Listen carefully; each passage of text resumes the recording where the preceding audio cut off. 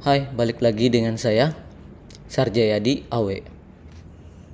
Jadi di video kali ini teman-teman, saya kebetulan berada di ini teman-teman ya, bukan di rumah, jadi agak berisik di sini, jadi mohon untuk dimaklumi.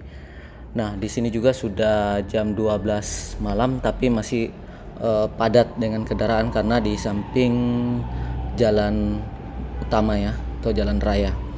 Oke, tapi di sini saya ingin berbagi review untuk template baru yang akan kita pelajari bersama teman-teman di video berikutnya. Karena sebelumnya untuk pembuatan laporan keuangan sudah selesai.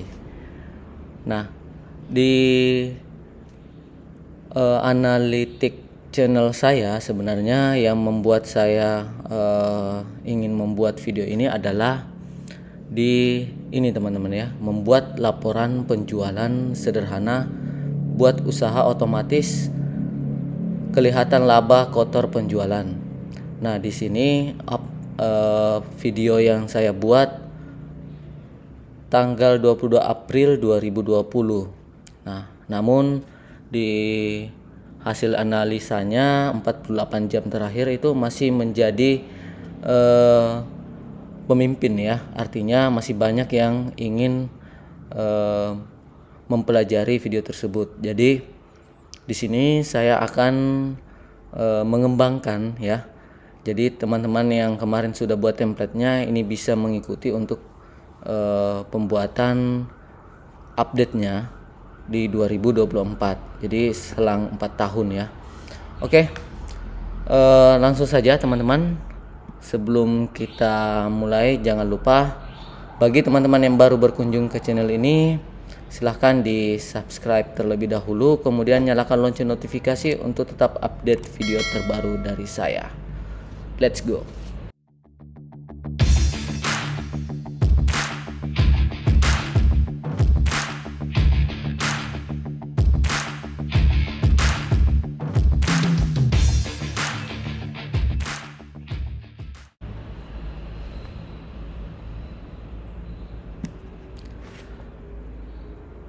Oke teman-teman ya, jadi di video yang lalu teman-teman ya, yang tahun 2020 itu saya sempat membuat laporan penjualan usaha sederhana. Tampilannya seperti ini teman-teman ya, cukup simple dengan 2 sheet.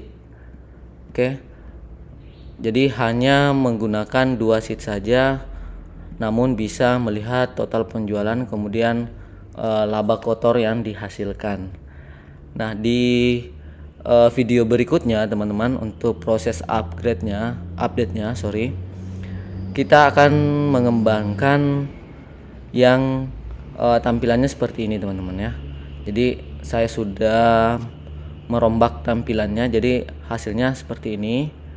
Kemudian saya tambahkan kategori. Sebenarnya teman-teman bisa menambahkan banyak kolom tambahan sesuai dengan yang diperlukan. Namun di sini saya buat simple saja. Tapi bagi teman-teman yang ingin memunculkan penjualan per kategori atau per kelompok item atau barangnya, itu teman-teman bisa gunakan ini kategorinya. Jadi caranya masih sama teman-teman, seperti ini untuk demonstrasi atau review dari penggunaan aplikasinya sebelum teman-teman memutuskan apakah ingin mengupdate atau membuat template ini atau tidak ya. Contoh di sini saya misalkan buat ya kabel charger. Oke. Kemudian di sini saya tambahkan misalkan ini aksesoris HP ya, seperti ini. Ini per pieces, kemudian harga belinya ini teman-teman opsional saja. Jika teman-teman ingin menyembunyikan karena yang input adalah adminnya, itu bisa dihilangkan. Atau teman-teman bisa berikan saja harga yang bukan harga real, namun teman-teman sudah tahu modal dari satu pieces untuk item tersebut. Contoh di sini kita belinya 9.000. Nah, harga jualnya teman-teman misalnya kemarin sudah di setup up 35% ya. Ini bukan metode khusus untuk penentuan, ini cara mempercepat saja teman-teman. Kalau misalnya ingin dibuat manual, misalnya jualnya ini 15.000 ya. Jadi pada saat membuat 15.000, maka ini yang akan dimunculkan nanti pada saat penjualan. Jadi keuntungannya sheet ini bisa teman-teman kunci supaya tidak bisa diedit oleh adminnya atau yang input data. Di sini ada kolom KB. Ini untuk menggabungkan antara kode dengan nama barang. Jadi untuk pencariannya nanti akan lebih mudah, apalagi teman-teman memasukkan misalnya ke Google Sheets. Nah, di sini saya tambahkan menu subtotal. Jadi bisa kelihatan bahwa ada 6 item dengan rata-rata ya. Rata-rata harga jual 15. Ini sebenarnya opsional saja. Ingin dimunculkan atau tidak itu tergantung dari teman-teman. Nah, untuk inputannya sendiri saya buat seperti ini menggunakan table ya, karena di sini saya akan buat pivot table-nya. Jadi walaupun sederhana, namun teman-teman bisa kembangkan lebih lanjut sesuai dengan kebutuhan dari teman-teman. Contoh, di sini saya input tanggal 10 bulan 1 2024 ya. Jadi seperti ini. Enter. Oke. Untuk itemnya tinggal pilih drop down list karena kita menggunakan validasi ya. Kalau misalnya teman-teman menggunakan Google Sheet atau menggunakan Office 365, maka otomatis akan dinamis ya. Ini tanpa menggunakan formula seperti cara yang sebelumnya di video saya untuk menggunakan filter dinamis. Ini langsung saja kalau misalnya menggunakan Office 365 atau teman-teman menggunakan Google Sheet. Nah, contoh di sini ada kabel charger. Oke. Maka otomatis untuk kategorinya akan dimunculkan dan tinggal mengisi kuantitinya saja. Misal hari ini kabel charger ada terjual 12. Kemudian copy lagi teman-teman ya di tanggal yang sama. Misalkan pulsa ada 20 teman-teman ya. Lalu kita anggap lagi tanggal 10 ada kartu data 1 teman-teman ya. Jadi di sini ada 25 ya. Jadi yang diisi hanya yang berwarna abu-abu ini saja. Nah, di yang lainnya itu teman-teman tidak perlu lengkapi karena sudah mengambil secara otomatis dari data yang teman-teman sudah buat di master produk ini. Nah, untuk reportnya sendiri ini tinggal teman-teman masuk ke data, kemudian refresh, maka otomatis akan muncul di sini. Sebenarnya untuk pembuatan ini teman-teman bisa bisa buat sendiri. Untuk dimodifikasi lebih lanjut silahkan.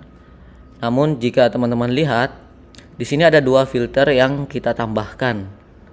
Ada tanggal, kemudian ada kategori. Nah, misal teman-teman hanya ingin melihat yang tanggal 10, maka akan otomatis diurutkan dari yang terbesar sampai yang terkecil. Jadi ini ada 25, ini kuantitinya. Kalau misalnya teman-teman ingin mengganti, berikutnya teman-teman bisa edit kembali untuk mengganti source datanya. Jadi teman-teman bisa kembangkan sendiri.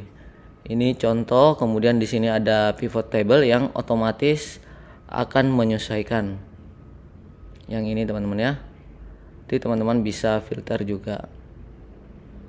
Nah, untuk data di sini teman-teman saya buat untuk harian. Nah, kalau misalnya filter tanggal ini tidak akan mempengaruhi, maka teman-teman sisa masuk ke pivot table-nya yang di bagian tanggal ini. Cek saja ini pivot table 2. Nah, di sini teman-teman sisa pilih yang ini saja. Jadi filter connection yang kita akan hilangkan itu tanggal 2 ya. Ini teman-teman ya.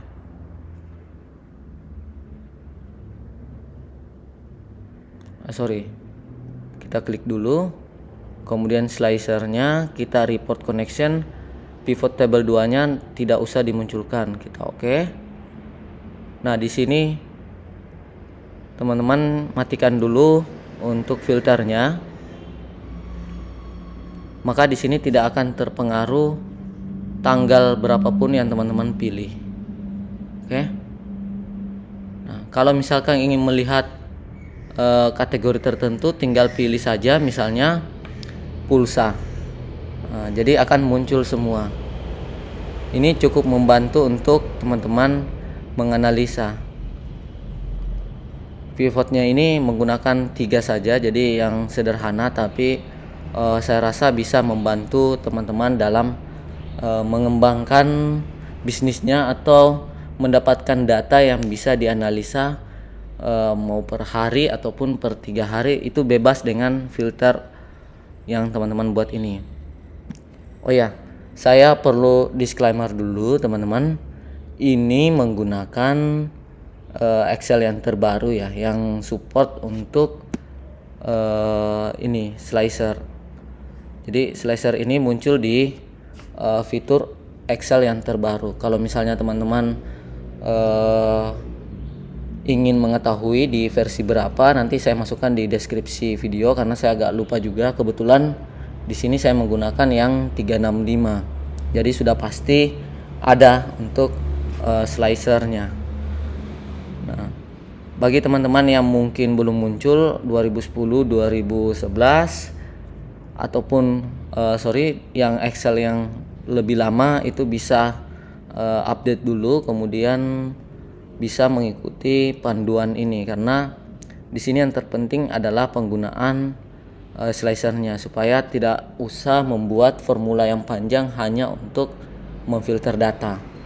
Oke, saya rasa itu teman-teman ya yang menjadi poin penting atau review dari template yang akan kita buat di video berikutnya.